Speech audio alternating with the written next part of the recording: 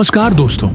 श्री कृष्ण हिंदू धर्म के भगवान एवं भगवान विष्णु के 8वें अवतार माने जाते हैं। श्याम, गोपाल, केशव, द्वारकाधीश, कन्हैया आदि नामों से लोग इनको जानते हैं। इन्होंने द्वापर युग में श्री कृष्ण का अवतार लिया था। श्री कृष्ण का जन्म बहुत ही कठिन एवं भयानक परिस्थितियों में हुआ था। एक बार मथुरा का राजा कंस, जो देवकी का भाई था, वह अपनी बहन देवकी को ससुराल छोड़ने जा रहा था। तभी रास्ते में अचानक एक आकाशवाणी हुई थी। उस आकाशवाणी में बताया गया कि तुम्हारी बहन अर्थात देवकी, जिसको तुम खुशी खुशी उसको ससुराल लेकर जा रहा है, उसी के गर्भ से उत्पन्न 8वां पुत्र तेरा वध करेगा।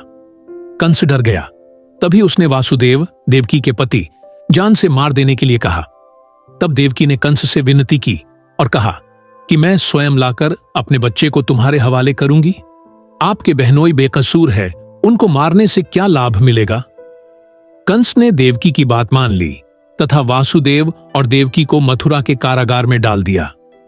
कारागार में ही कुछ समय बाद देवकी और वासुदेव को एक बच्चे की प्राप्ति हुई। जैसे ही इस बात की सूचना कंस को पता चली, वो कारागार में आकर उस बच्चे को मार डाला। इसी प्रकार कंस ने देवकी और वासुदेव के एक एक करके 7 पुत्रों मार दिया। जब 8वें बच्चे की बारी आई तो कारागार में पहरा दुगना कर दिया गया। कारागार में बहुत से सैनिक तैनात कर दिए गए। यशोदा और नंद ने देवकी और वासुदेव की समस्याओं को देख और उनके 8वें पुत्र की रक्षा करने का उपाय सोचा। जिस समय देवकी और वासुदेव के 8वें पुत्र ने जन्म लिया, उसी समय यशोदा और नंद के यहां एक पुत्री ने जन्म लिया, जो कि सिर्फ एक मायावी चाल थी। 8वें पुत्र के जन्म के बाद जिस कोठरी में देवकी और वासुदेव कैद थे, अचानक उसमें प्रकाश हुआ। हाथ में गदा, शंख धारण किए हुए चतुर्भुज रूप में भगवान विष्णु दिखाई दिए। देवकी और वासुदेव उनके चरणों में गिर पड़े। तभी भगवान ने कहा, मैं बच्चे का रूप पुनः ले लेता हूं। तुम मुझे लेकर अपने मित्र नंद के पास जाकर रख दो और उनके यहां जन्मी पुत्री को लाकर कंस के हवाले कर दो। मुझे झ्यात है, इस समय यहां का वातावरण ठीक नहीं है। फिर भी तुम चिंता न करो, तुम्हारे जाते समय कारागार के सारे पहरेदार सो जाएंगे। कारागार का फाटक स्वयं खुल जाएगा। जल से उफनाती हुई यमुना रास्ता देगी। भारी वर्षा से नाग तुम्हारी और बच्चे की रक्षा करे। वासुदेव जी शिशु श्री कृष्ण को सूप में रखकर निकल पड़े। उफनाती यमुना को पार करते हुए वे वृंदावन में नंद के घर जा पहुंचे। बच्चे को सुलाकर वे उनकी पुत्री को लेकर वापस आ गए। वापस पहुंचने के बाद फाटक स्वतः बंद हो गया। जैसे ही कंस को यह खबर मिली कि देवकी ने बच्चे को जन्म दिया है, वो तुरंत कारागार में आ गया। कंस ने जैसे ही उसको छीन कर पटक कर मारने की कोशिश की, वो बच्ची तुरंत हवा के उड़ गई और बोली, हे दुष्ट प्राणी, मुझे मारने से तुझको क्या मिलेगा? तेरा वध करने वाला वृंदावन जा पहुंचा है। इतना बोलकर वो गायब हो गई। कंस बहुत भयभीत हुआ, क्योंकि उसका काल जन्म लेकर उसके चंगुल से बच गया था। अब कंस श्री कृष्ण को मारने के लिए परेशान रहने लगा। तब उसने पूतना नामक राक्षसी को श्री कृष्ण को मारने के लिए भेजा। पूतना ने एक सुंदर स्त्री का रूप धारण किया और श्री कृष्ण को अपने जहरीले स्तन से दूध पिलाने के लिए वृंदावन गई। श्री कृष्ण ने दूध पीते समय पूतना के स्तन को काट लिया। काटते ही पूतना अपने असली रूप में आ गई और उसकी मृत्यु हो गई। जब इस बात की सूचना कंस को मिली तो वो उदास एवं चिंतित हो गया। कुछ समय बाद ही उसने एक दूसरे राक्षस को श्री कृष्ण को मारने के लिए भेजा। वो राक्षस बगुले का रूप लेकर श्री कृष्ण को मारने के लिए झपट्टा। तुरंत श्री कृष्ण ने उसको पकड़कर फेंक दिया, जिसके बाद वह राक्षस सीधे नरक में जा गिरा। तभी से उस राक्षस का नाम वकासुर पड़ गया। उसके बाद कंस ने कालिया नाग को भेजा। तब श्री कृष्ण ने उससे लड़ाई की और बाद में वो नाग के सर पर बांसुरी बजाते हुए नृत्य करने लगे थे। तत्पश्चात वहां से कालिया नाग चला गया। इसी प्रकार श्री कृष्ण ने कंस के अनेकों राक्षसों का वध किया। जब कंस को लगा कि अब राक्षसों से ये नहीं हो पाएगा, तब कंस खुद ही श्री कृष्ण को मारने के लिए निकल पड़ा। दोनों में युद्ध हुआ और श्री कृष्ण ने कंस का वध कर दिया। श्री कृष्ण गोकुल में गोपियों के साथ रास लीला रचाते हुए और अपनी बांसुरी बजाते थे। सभी गोकुलवासी, पशु, पक्षी आदि उनकी बांसुरी की धुन सुनकर बड़े ही खुश होते थे और उनको ये आवाज बहुत प्रिय लगती थी। गोकुल में राधा से श्री कृष्ण प्रेम करते थे। श्री कृष्ण का अज्ञातवास समाप्त हो रहा था तथा अब राज्य का भी भय हो रहा था। इसीलिए श्री कृष्ण और बलराम को शिक्षा दीक्षा के लिए उज्जैन भेज दिया गया। उज्जैन में दोनों भाइयों ने संदीपनी आरशी के आश्रम में शिक्षा और दीक्षा प्राप्त करना आरंभ कर दिया। उसी आश्रम में श्री कृष्ण की मित्रता सुदामा से हुई। वे घनिष्ठ मित्र थे। उनकी मित्रता के चर्चे काफी दूर दूर तक थे। शिक्षा दीक्षा के साथ साथ अस्त्र शस्त्र का ज्ञान प्राप्त करके वे वापस आ गए तथा द्वारिकापुरी के राजा बन गए।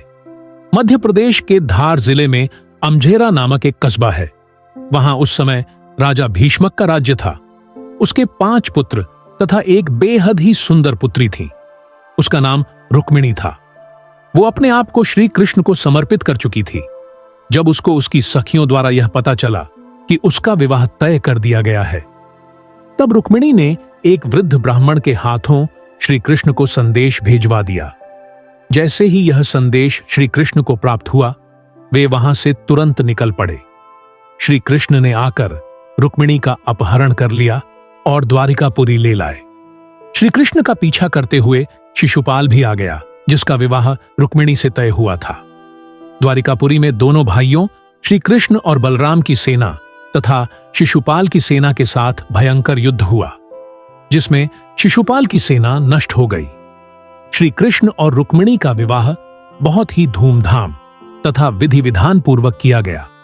श्री कृष्ण की सभी पटरानियों में रुक्मिणी का दर्जा सबसे ऊपर था।